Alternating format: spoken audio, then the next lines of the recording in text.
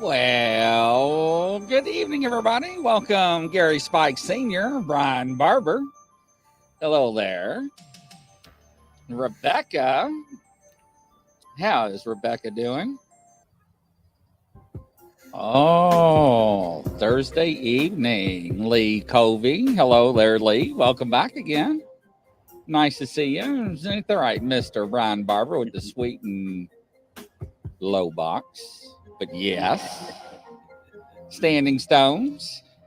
So, Jesse's in the house tonight with us. Nice to have you there. So, Mr. Decker, what we got going on tonight? All right, well, we're going to kind of lead off of what we did last week. Last week, we were talking angels and then some personal stories and lore from the jungle.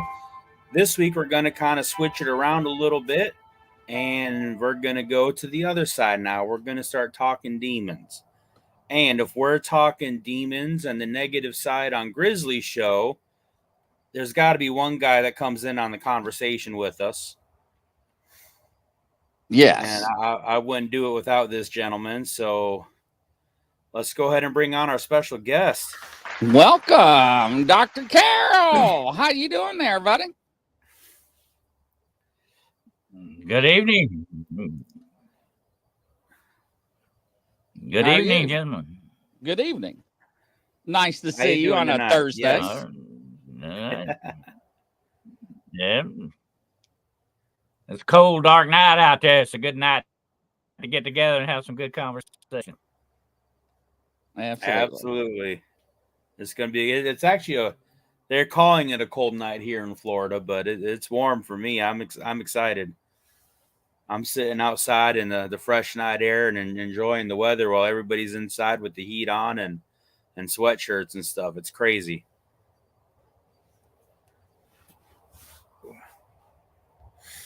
I'm a little bit north of you. I'm in South Carolina, so it's a little bit cooler. Oh, yeah. So all right. Well, what are we going to start off with? Well, basically tonight is going to be myself relating a personal story. And it's not one that I talk about a lot. This happened when I was 14 years old.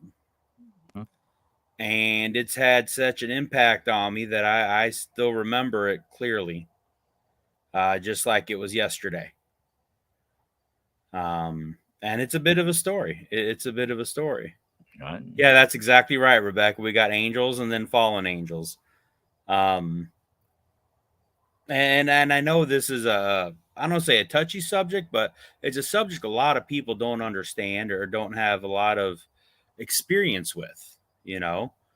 And I do have a personal experience, so I wanted to share that, and I wanted Dr. Carroll to come on so he can help me understand it a little bit better, because this is not a field or an area that I have a whole lot of experience in as far as academically.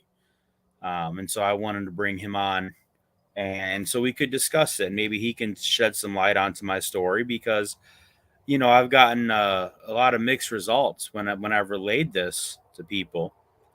Some people just outright dismiss it. I've been told before that I was wrong and that it doesn't work that way. And all I could say was, well, I don't know what to tell you because this is what happened. And you know, I've had other people just come right out and tell me all kinds of stuff that didn't make a whole lot of sense to me. So I'm hoping we can shed some light on my own personal experience and hopefully get some information out there as well, you know, and really have an open and honest dialogue about this. And you're right, Brian, there's not a lot of understanding. It's just like everything else in this field. What people know is what they got from TV. You know, it's Hollywood and media and all this kind of stuff where people gather their so-called information from. And while there's partial truths there, you know, that it's entertainment. It's not real. It's not real. So we'll get into it, and I'll let you guys kind of know what happened. I was 14. Well, you know, Justin, when it comes to demonology, let me say this right quick. When it comes to demonology, we take it in the Western world. we take it from the Christianity aspect of it, the Christianity that we've been taught, the Bible and all that stuff. And when you go further to the east, like in the Middle East and all that, you got a different thing. But here's the thing. Here's the interesting thing about the demonic, the evil spirits, whatever name you want to give them. I believe, without a doubt, my own personal belief is they are fallen angels. Okay. But we'll leave that for further on in the discussion. But let me just say this. It is found culturally worldwide. Okay. It is a known belief in many different cultures, from the Eskimo to the Polynesians to the Indians of India, and so on and on. This is recognized as that. And I think that to me is the one thing that stood out at the very beginning of my career in the paranormal and understanding the occult and all this stuff, is these things keep popping up, in different places. So that tells you one important thing, okay? And I got to say this. Somebody somewhere encountered this stuff. It's real. It's not anything made up. It has a basis in fact and truth, And I think we kind of need to recognize that. But go ahead with your Yeah, go ahead I with mean, what you were absolutely. And gonna we say. talked about that a little bit last week on the angels part of it, where the tribe that I grew up with in South America in the Amazon, they have all their spirits were in the negative. And then in the missionary lore, we talked about how there was a shaman that was talking about his experience in shamanism. And they didn't call them shaman. We called them witch doctors, because shaman is a completely different kind of terminology. But that he talked about the spiritual side, and he was engrossed in the dark side of everything. And he could see the light beings, and he was told by his spirit guides that the light beings were dangerous and that they were the ones that would hurt him and all this stuff. And so the whole point of telling that part was the idea that this is real. It's not just a cultural thing. It spans the globe, And so we talked about that last week a little bit. And it's the same thing, right?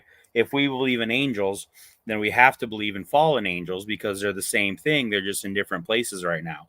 And the same is vice versa. If you believe in the demonic side and the fallen angels, I like to call them. I like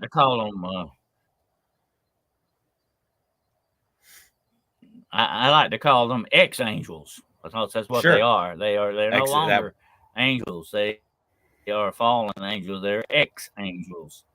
Just like an ex-wife, they're ex-angels.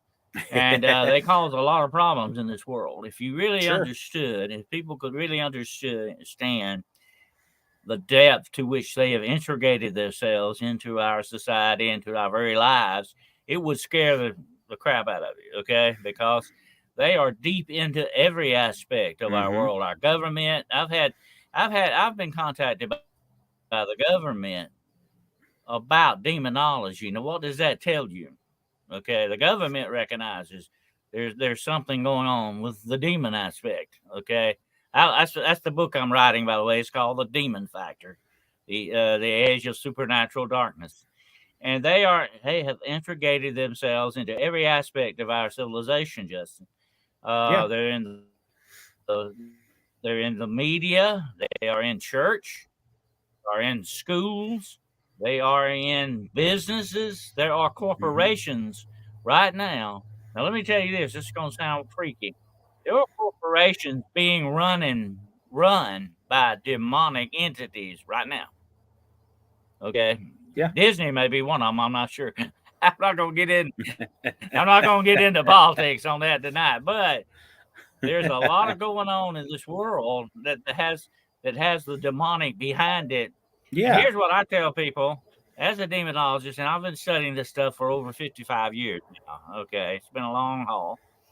The more I learn about them, the more they concern me. Okay, because they are the deadliest enemy of mankind. The only other enemy we have, and Chris and I have talked about this on our show, Demonology today. The only other enemy that equals the demonic is ourselves. We are our own worst enemies too. But here's the thing that really should scare people. There are a lot of people out there in politics, in power, and entertainment that are in league with these forces. Mm-hmm. They're in bed with them. They're buddy. They're cozying up with them. They're using those. So that makes it a double whammy if you want to look at it that way. Yeah, and that's exactly kind of a perfect segue and setup into my experience here. This little bit of background for me, Dr. Carroll, is that I was born to a missionary family. I was raised in the Amazon jungle till I was about 10, moved to the States. My parents continued in their missionary work here in the United States with a different missionary group. At 14, we went to a conference in Lower Michigan, and it was at basically like a camp resort kind of a place. We stayed in a dormitory, which is basically like the hotels that have all the rooms attached to them, but these are like little suites. And it was a week-long conference where the missionaries can get together. They have like updates to things going on in the mission field. They get new materials. They get a chance to fellowship and pray with each other and just have a good time, as well as conducting the business needed to run the mission properly. I tagged along at 14. There was other kids there. I was the oldest. And being the oldest, they asked me to help out watching the little ones and helping with the daycare part of it and all that kind of stuff. And I had a lot of fun doing that. There was another young girl with me. She was a couple of years younger than I was, and she kind of experienced a little bit of this along with me. So she'll come into the story a little bit. But basically, everything was going along great.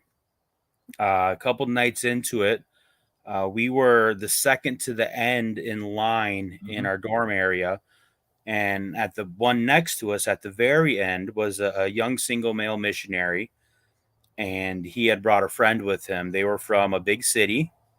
And his friend, I don't really know why he brought him, but he felt led to bring him.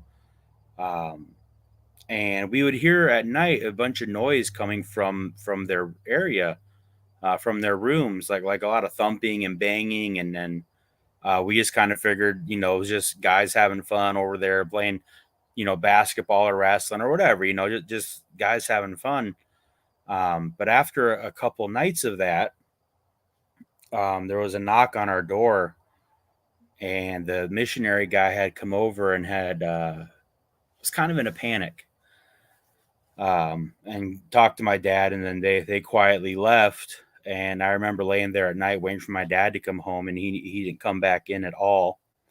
But the next morning, my dad took me aside and kind of explained what had been going on.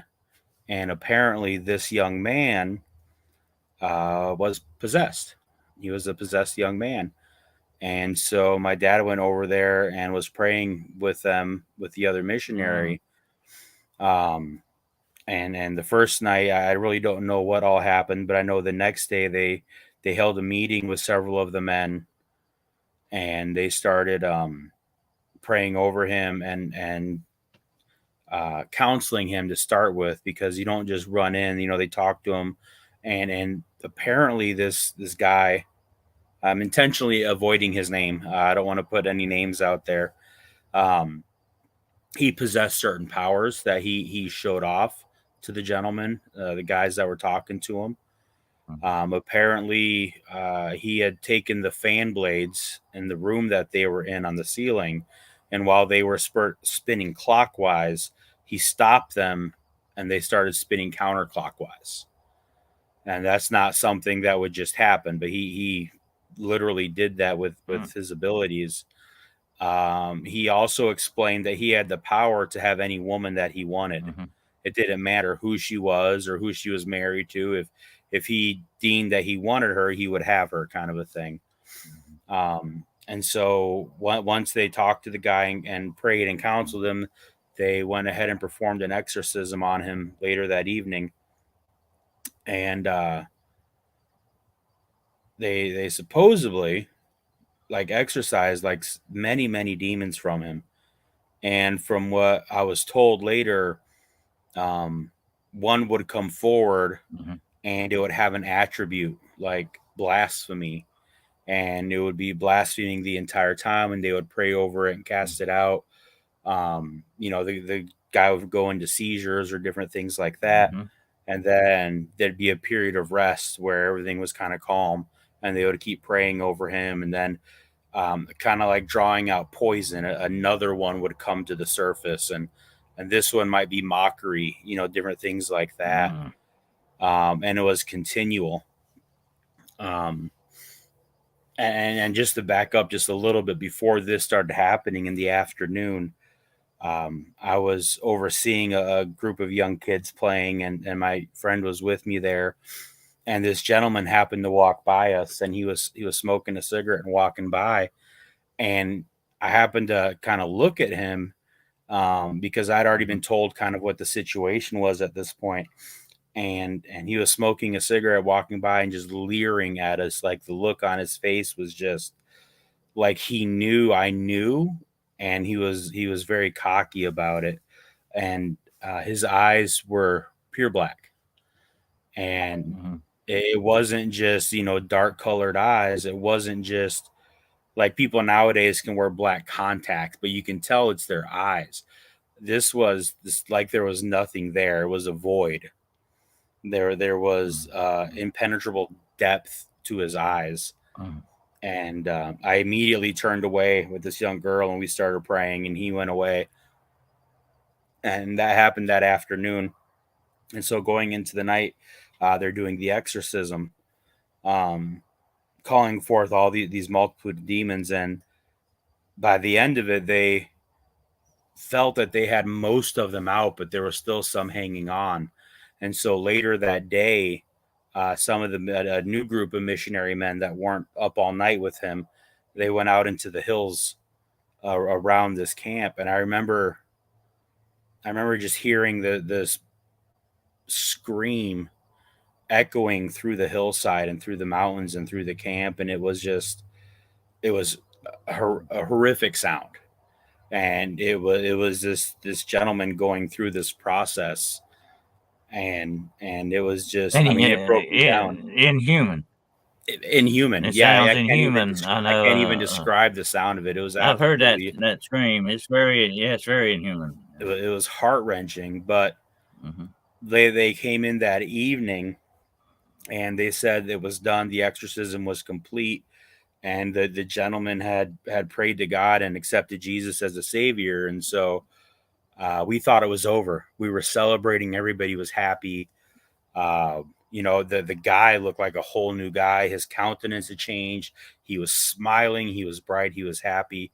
That happened to be the last night of the conference. And so everybody was really excited. and traditionally, we went out to dinner that night. We all went to Pizza Hut. And I'm sitting at a table. My friend is sitting next to me on one side. My mom is on the other side. And we're with a whole bunch of people. And this gentleman and his friends and some guys are kind of back kitty corner of us a little bit. And we're all having a good time and enjoying ourselves. At one point, I had looked over at this guy, and he seemed fine. He was great. He was having a good time. He was laughing. He was carrying on. A few minutes later, I glanced that way again, and he had his head down like this on the table, just sitting there, not moving. And then I kind of nudged my mom and pointed him out, and she called over to him and said, hey, are you feeling okay? And he lifted his head and looked at us, and his eyes were jet black again. And it was like I was staring right into him. And it terrified me. And again, I'm 14. I've never experienced anything like this, and I've been through a lot by the time I was 14. But immediately we just put our heads down and started praying. My mom called my dad, and this guy got up, and he ran to the door of the Pizza Hut. The moment his hand touched that door handle, there was a thunderclap. And then all the lights in the restaurant went out. And it wasn't a stormy night. It wasn't a rainy night. But the moment his hand touched that doorknob, there was a thunderclap and the lights went out. And then he ran outside, and this torrential downpour started. And so several of the men just got up and followed him and out. And right there in the parking lot, they held a whole other exorcism and prayer meeting right there. And so they could get it. Yep. They could get it back to the camp and continue it on from there. I don't know what happened that night. I was never told that part of the story. I just know it was worse than the previous nights when everything happened. But I was never told that part of it. And the next day I left, and we left, and I have no clue anything that happened from there after that. What I do know is I was told a little bit of this guy's story. Apparently he was the son of a diplomat, some kind of government official, and he had been getting into trouble where he was at, so he was sent overseas to a boarding school. And apparently in that boarding school is where he got introduced to some form of witchcraft. I believe it was like a voodoo practice, or like Santa Maria, or, somewhere in there, some kind of witchcraft practices. And that's where he became possessed as part of ritual. And he invited all these spirits into him to gain power as part of the rituals and everything. And I guess that was the background of that gentleman and how it happened in the first place. But going through that at 14, like I said, it is still, I can still see the images of everything in my mind. And it's impacted me. And it really sunk home to me the reality of the spiritual world. Like I always knew, I was raised to believe and I'd experienced things, but that was just a very potent experience. And it stayed with me.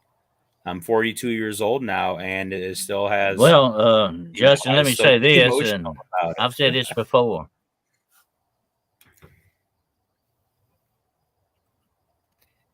Well, let me say this. I've said this a lot. We've talked about this with Bigfoot and some other things. Believing is one thing, but knowing is a different thing altogether. And you don't just believe, when you see something like that. You know what I'm saying? Absolutely. It comes home to roost, so to speak.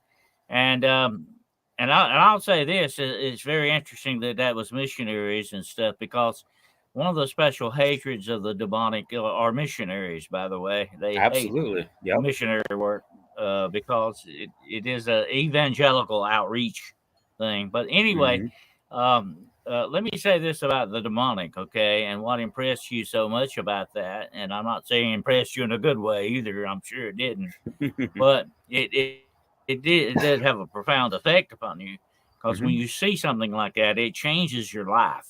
You turn a corner in your life. That's what happened to me at about the same age you were, when I had my first encounter as well. It changes your whole outlook. But let me say this about the demonic. They're very big into theatrical stuff. They want to scare you. They want to get you worried. They want to create negativity, because they are negativity personified. They feed off of negativity. The more worried and fearful they can get you, that's the way they like it. That's like candy to a child to them. They want they eat it up. And it is sort of, I call it a spiritual perpetual promotion. And the more they feed, the stronger they get. But it's interesting, this exorcism you're talking about, and I have attended many exorcisms. Okay, I'm not an exorcist myself. I think you have to be called to do that. That's something that that you have to be ordained to actually do. But I have engaged in a lot of spiritual warfare on behalf of other people. Definitely, you do encounter that. But let me say this about these kind of things. My old grandmother was a very good Christian woman. Once told me a very interesting spiritual precept. Okay, if the devil don't bother you, then that's when you really begin to worry. because he probably got you right where he wants you. So if he doesn't bother you, and he was beginning to bother you as a child in that respect, listening to your story, that's what impresses me. And let me say one other thing about, Hollywood. Hollywood has changed our reception on a lot of stuff. Okay,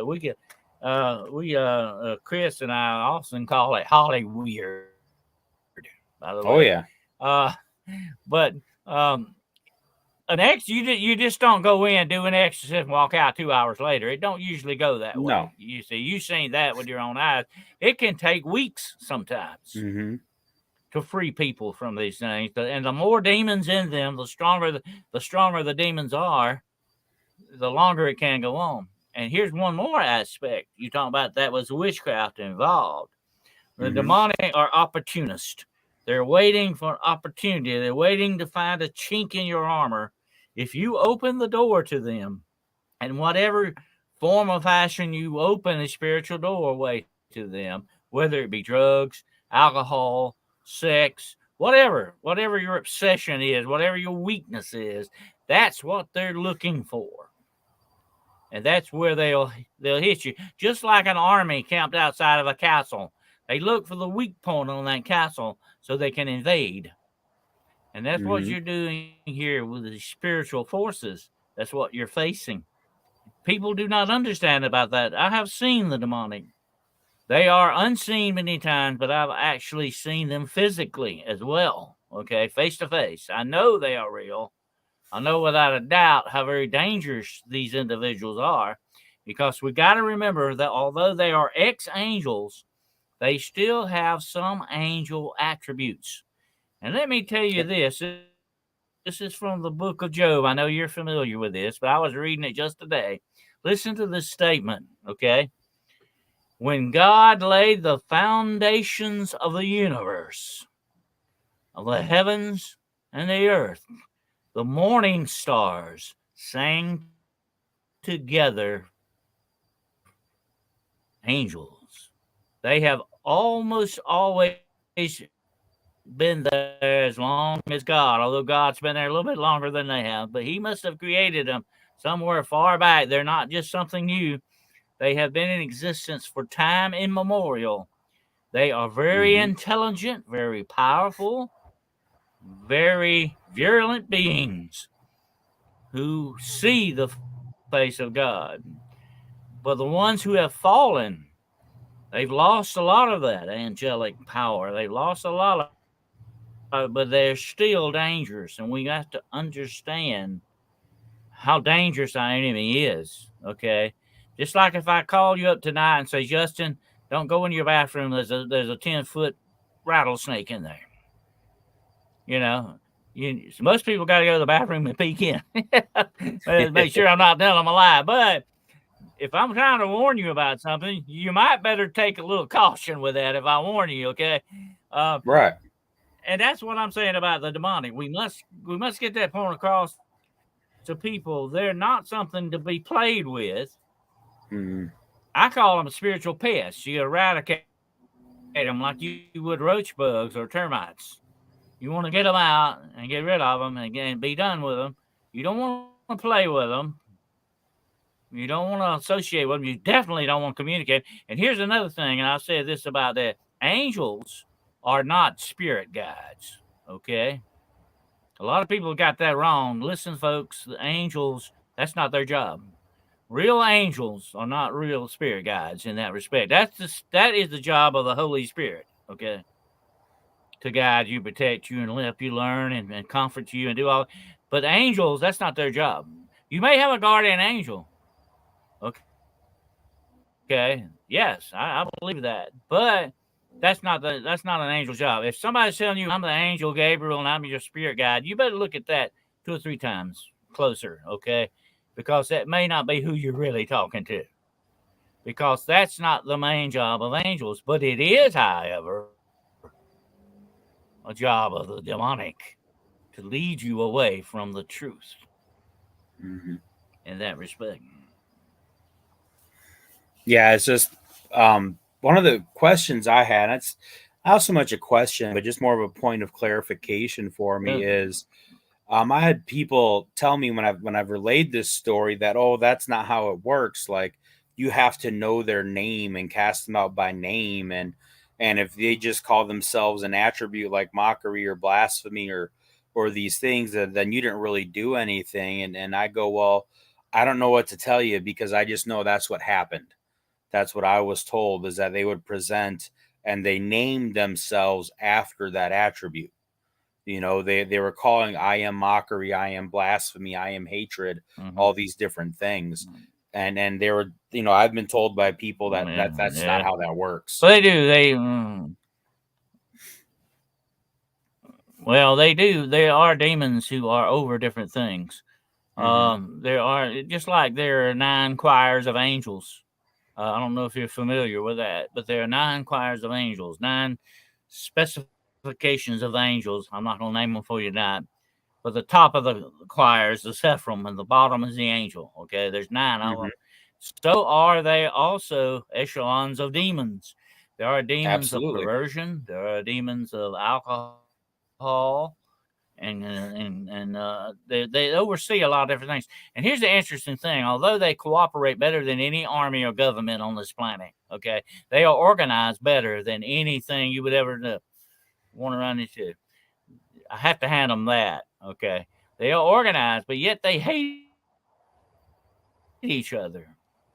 Right. There's no love in them at all. There's no truth in them. Only hatred and lies. But yet they cooperate with each other because they've got a boss over them. Yep. They've got somebody, and as Jesus is, that's who Satan is. Yep. And his buddies, his followers, his angels are the demonic. They and you know, here's the interesting thing: how smart Satan was, Lucifer, whatever name you want to call him. He talked 1/3 of the angels out of heaven. He talked them out of heaven. Angels that stood before the face of God, 1/3 of them followed him. That's pretty smart. That's pretty slick in my book. If you could do that with angels in heaven, what could you do with people? Right. Exactly. Exactly. So yeah, I mean, that's the adversary that we face. Yeah, but and you're right. You know, Justin, the demonic can take on many different. They can take on many different forms. It can take on many different forms. Okay, I've seen them do that. I've seen them look like shadow people. I've seen them look like animals. They can look like little children. They can take on any form they want, but there'll always be something not right about it, and you'll feel it. You'll know it, just like what happened to you. And that's why this is the big point I want to make about your story. You felt it spiritually that something was not right. Yes, and I recognize that feeling now. Like, if I come across a place or a person, I'm sensitive to that. I now know what that feels like, and there are places or people that I have felt that around. Yeah, you know, yeah, Lee, it's discernment. I now have that discernment. I have been in places, Justin. I've been discernment. Yeah. It's a gift of God, by the way.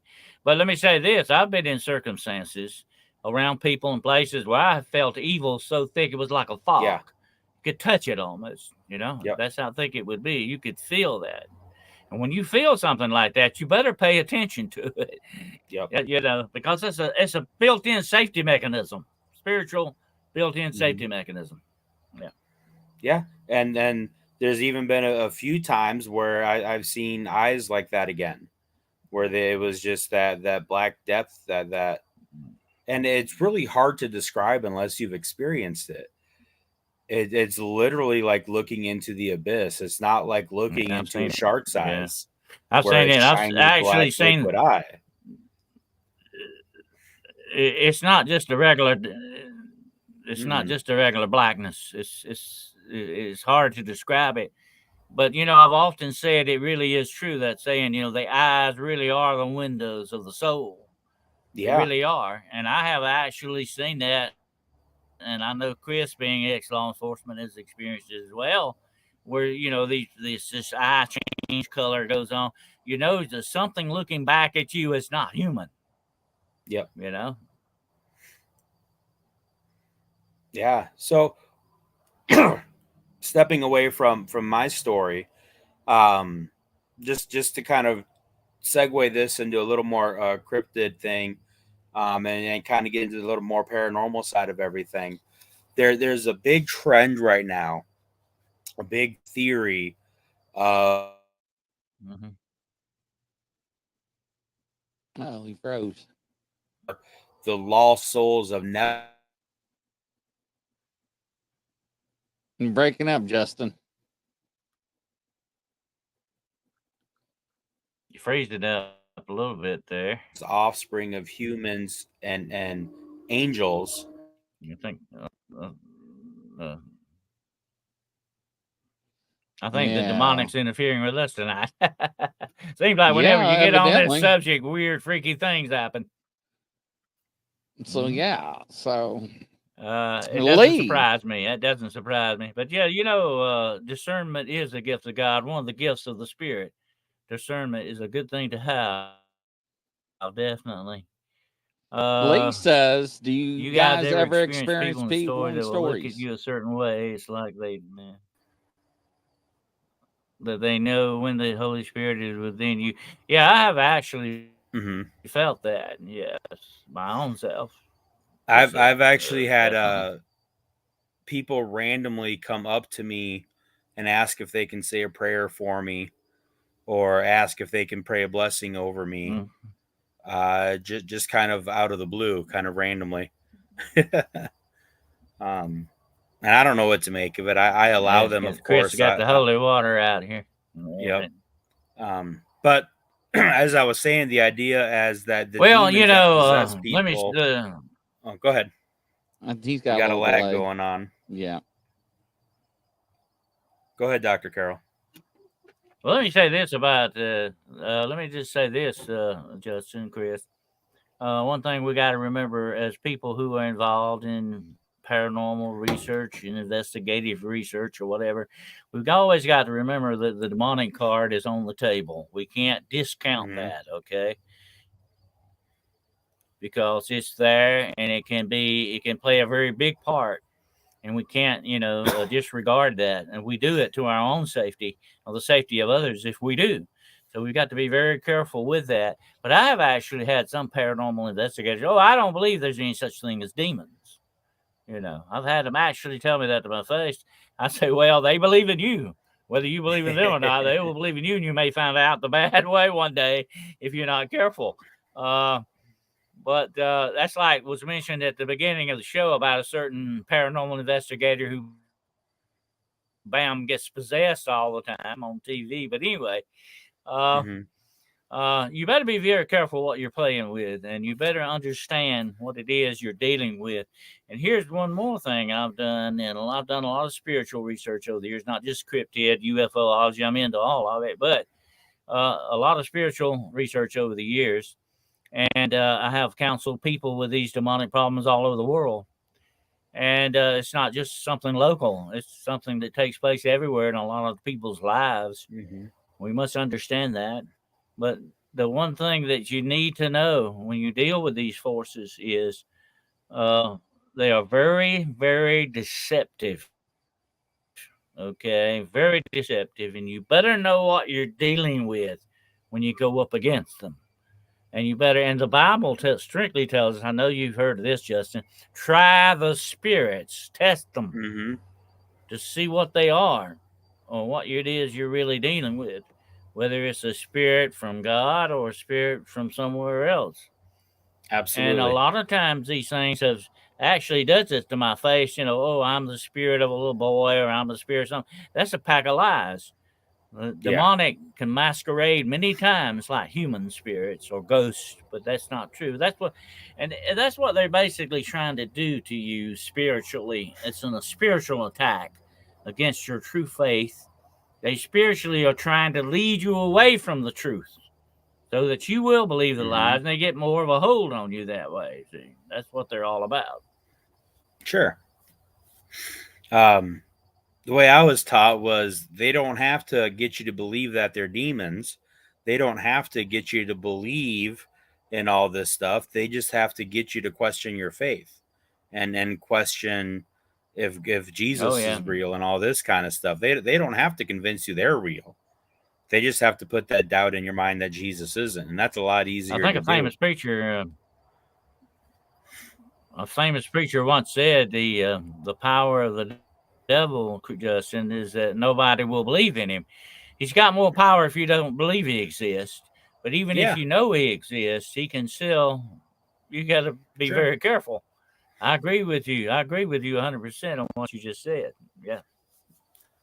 Well, let me get back to that question before we all had that Fritz out there. What about this idea that demons are not fallen angels, that demons are actually the disembodied souls or disembodied spirits of Nephilim? Have you done any study on that, or do you have any thoughts on that? I don't think that's right. The idea being that Nephilim, well, yeah, because I'm they sort were of an in abomination, the old school camp on that. Okay. I'm sort of in the old school camp. Such as? Well, explain, basically, Dr. Carroll. Well, I'll just say this. I feel that most demons we deal with are actual ex-angels, fallen angels. Mm-hmm. Okay, and anyway, they are mostly ex-angels is what you're dealing with. Now, some demons are a lower caste of demons. We call them imps. Yep. They are sort of more animalistic, dirty, low-down, trash demons, you might say. That's another class of them. They've lost, degraded. They're different. Like I said, like with the angels, you have different choirs. You got different classes of the demonic. But now, the disembodied soul thing, I don't agree with that as much because that is against specific biblical teaching. Most of those lost souls are in a place called hell. Okay, that's where Jesus went to preach to them when he died. He went to hell and preached to them. They're in hell. They're not, of course, Shakespeare said the hell is empty, the devils are here. But I think he was talking about not that literally, okay? But that's what's in hell, those disembodied souls, they're not ghosts floating around and all that. The Bible specifically tells us there's a place for these souls. They're not the demonic. Mm-hmm. Demons have a supernatural power that human beings do not have in that respect. Okay. That's where you draw the line there with these spiritual type beings. Mm-hmm. Well, and I agree that not the idea. The idea not of human souls, but the idea of these Nephilim being the human angel hybrids, being an abomination to the original creation, which is what the Nephilim are supposedly. And it's after the Nephilim died. It's not their soul, but it's just their spirit that has left behind. It has no place to go because, hell or Sheol or however you want to put Abraham's bosom, all these other different mentions. Let me say this. Go ahead. Well, I was going to get to the Nephilim there. I'm glad you brought them up. I was going to get to the Nephilim. Okay, the Nephilim are really the spirit of the fallen angels. Okay, the Nephilim are what the fallen angels, the creation between angels and human beings. Okay, because the main goal of Satan from day one has been to destroy God's creation, to warp it, twist it, turn it 180 degrees around from what God intended it to be. And one way to do that was to destroy God's greatest creation, which was man. Yep. And in order to do that, they corrupted our DNA. Our DNA is corrupt. But there is a spirit of the Nephilim still in this world. I believe that if there were any offspring of the Nephilim, most of them probably died in the flood. Most of them were probably wiped out because that's why God actually destroyed the world, okay? Because it was screwed up. And the spirit of the Nephilim had taken over mankind. And that's why it says in the Bible that that man's thoughts were continuously evil. He was completely possessed by the Nephilim in that respect. And that's why they had to be wiped out. Because, right. And you go back and look at that, that's what probably happened. Now, as for the demons turning in, the human soul is different than the angelic soul. Okay? Right. You got to look at these. There's two different creations here. Okay. Yep. And so you really couldn't say humans become demons, just like you can't say humans become angels. They can't, they don't. Yeah, when that's humans don't that's turn not into what the theory angels. says. You're not going to end up on a cloud. Yeah, and so demons can also not turn into demons. Humans can't turn into demons. It just doesn't work that way. But the Nephilim, the influence and the spirit of the Nephilim is still in this world and unfortunately still in our DNA. Okay? Because that was part of the satanic plan. And I'm writing another book on that very same thing called The God Game. Okay? And what it is, mankind has bought into this lie. Mankind has bought into the Nephilim spirit. Once again, the corruption is taking place, as it did before. That's why Jesus said, as it was in the days of Noah, so shall it be in the days of the coming of the Son of Man. The Nephilim spirit is still here in this world, and it's still in our DNA. It's still part of us. That was Satan's plan all along, but it will, in the end, fail.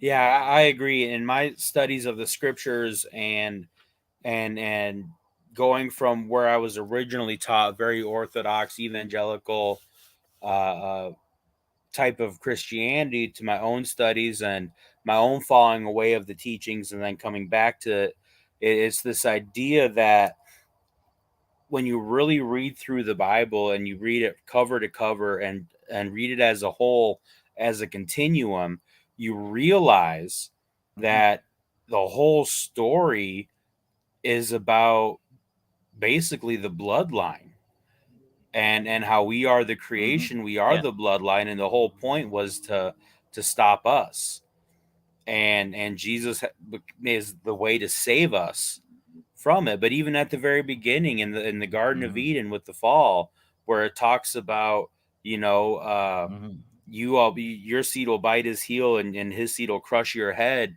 It's all part of it. And why in Numbers between them and and why in Numbers they talk about the bloodline, why the bloodline of Jesus was so important, because it showed a continual non-corrupted bloodline all the way through.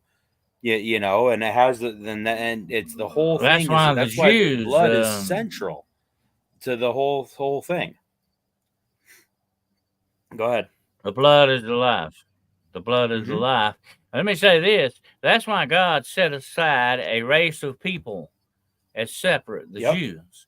He kept the bloodline pure. Okay, that's why he had to do that, because the fallen angels and Satan had screwed up the human bloodline.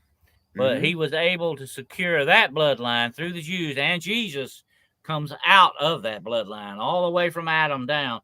A lot of people say, I don't read the Bible, it's boring, it's nothing but a genealogy book. That's the main focus of it all.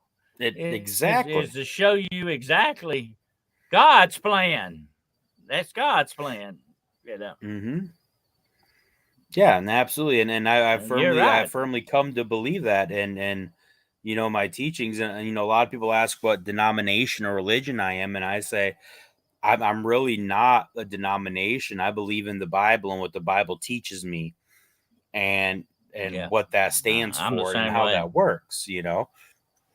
I am a Christian. I do believe in the power of Jesus Christ and how he did die on the cross for us and rose again in 3 days. I firmly believe that as a supernatural resurrection and saving of us, which is what had to happen. It's the covering of his blood, which was the pure blood that we can now, call as our own because of that.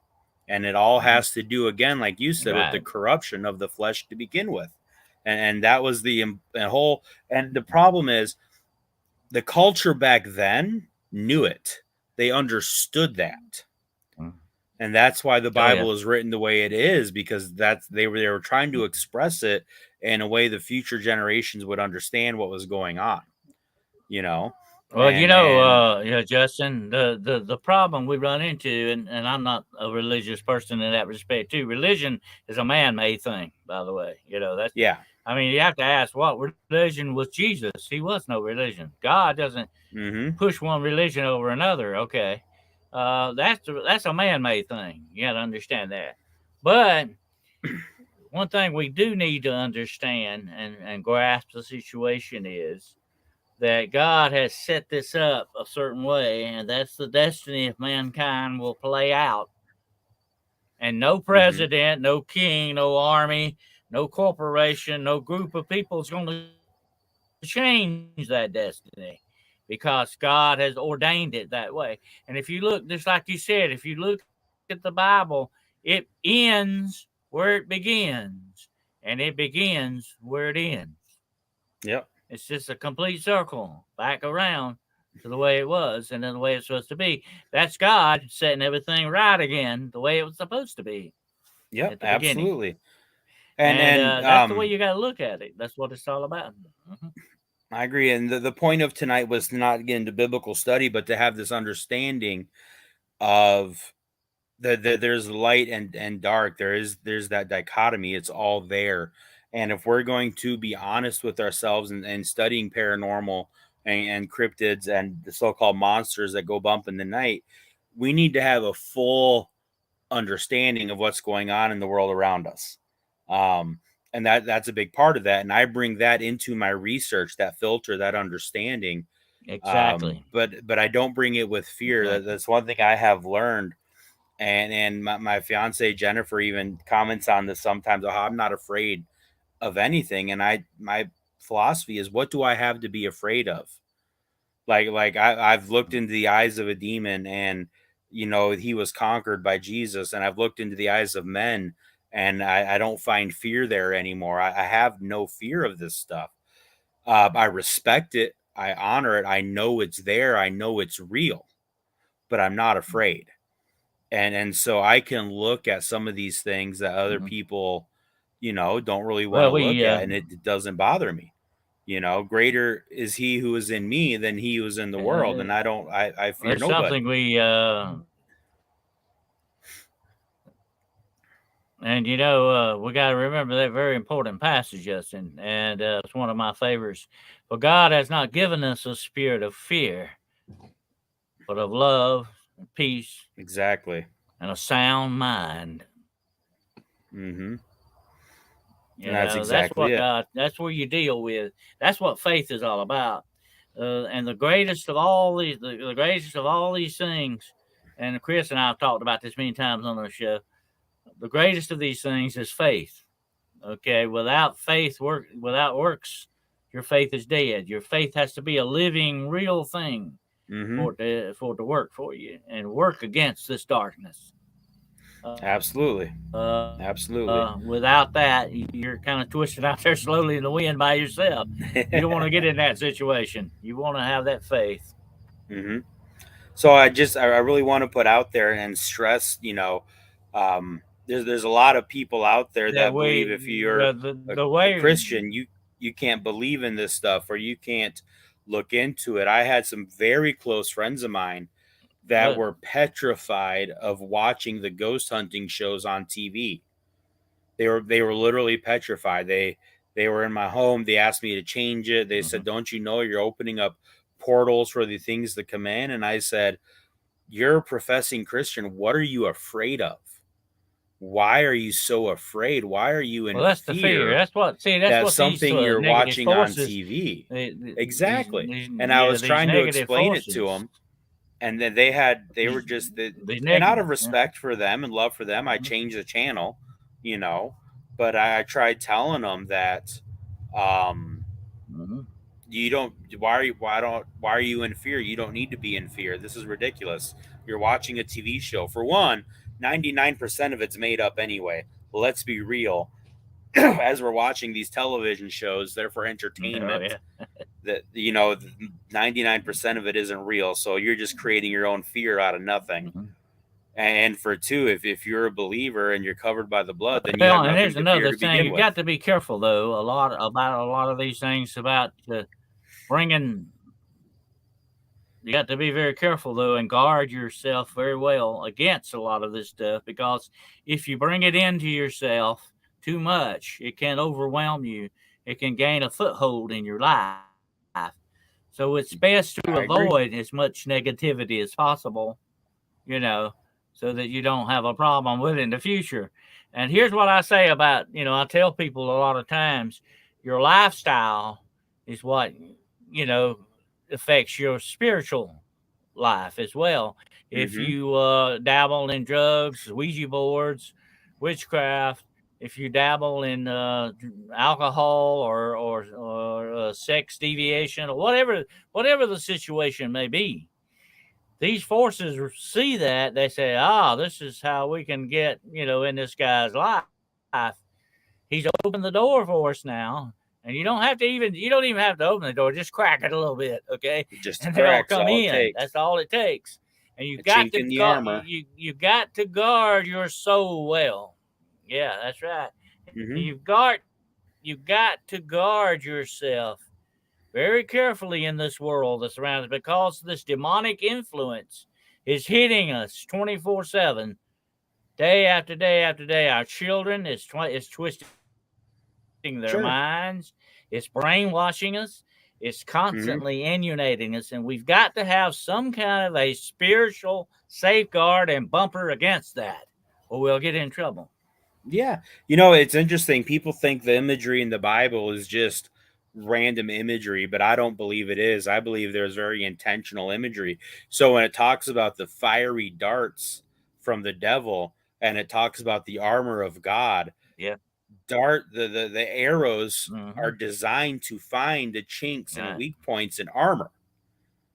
That's what they do. They aim for the joints. They aim for the weak points. That's why it's not beware the club of the devil, or the lance, or the broadsword, right? There's a reason it's the fiery darts, is because it's designed to find the cracks and the chinks and the little holes, right? Like that's what it does. And that tells us right there the way it works. Yeah. That's what they're looking for. Yeah. But it's just part of discernment. This is like we've talked a lot about the black-eyed kids and vampires and stuff. They got to be invited in. And that's the way it goes with the demonic. I've done thousands of location blessings or exorcisms, whatever name you want to call them. And I would go to people's houses, and I would stand at the door, and they open the door. So, I'm glad you're here. I said, well, you need to invite me in, because once you invite me in, you give me authority there. And if I come in the authority of God, then the demonic knows that. And they respect that. Okay. They got to bow down to it. So therefore you have power over them through God. Once you exercise that authority that God has given to every child of God, he says, I give unto you power over snakes and scorpions and over all the power of the enemy. Okay. That's a very bold promise, but you got to exercise that authority. You've got to take that authority and use it with faith. Absolutely. Dr. Carroll, thanks for coming on. Really what I was looking for. I really appreciate it. I hope we help some people in the audience. I hope you guys get a little more understanding of me and where I come from and my background and why I do things kind of the way I do things. And that's really what it's all about, is our own personal journeys and our own rabbit holes that we go down, and how we can learn from everybody and everybody's experiences, and we can all come together and have these open discussions, which is what we need to do. There should not be a topic that we are afraid to discuss on this show.